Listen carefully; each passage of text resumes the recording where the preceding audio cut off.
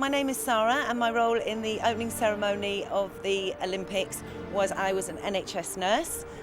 I'm Dennis, I'm one of the drummer marshals who took part in the pandemonium section of the opening ceremony of the Olympics.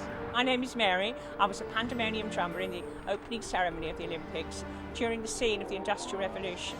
The opening ceremony harnessed the creativity of thousands and thousands of ordinary people to bring a vision created by one person. And that vision included things from our heritage, like the National Health Service. It included the Industrial Revolution, the contribution of the working classes towards the making of modern Britain. These volunteers were drawn from so many different areas of our lives, really, and just they embodied something beyond the stories that they were told, really. And I think people recognised that. They found a spirit in that was like really surprising and actually overdue.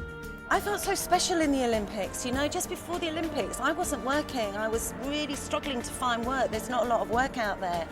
And when I got involved in the Olympics, all of a sudden my whole life just opened up. I was belonging, I was part of this huge picture. What was really brilliant about it was to have people who were involved in the Olympics who were from every walk of life, from every ethnicity and from every background, and we were all there taking part in something that was making a really, really positive but also very socially conscious statement for the rest of the world to say this is really what Britain is like.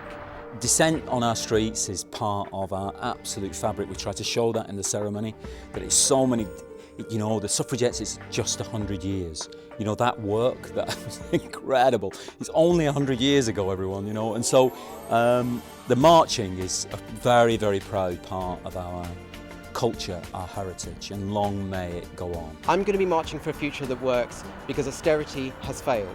Austerity is failing to take us out of this crisis, and it's failing some of the poorest and most vulnerable people in our society.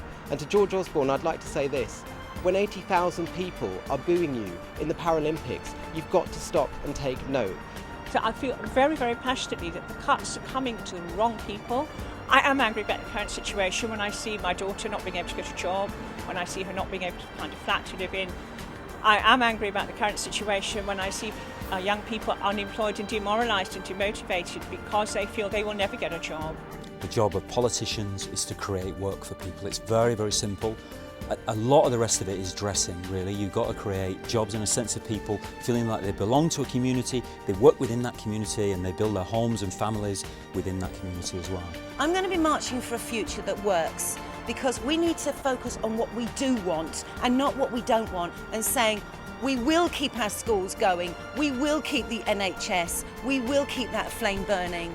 You know, it's about the positive and focusing on what we do want. I want a future that works. I want a future that works. I can't think of anything finer than to believe in a future that works.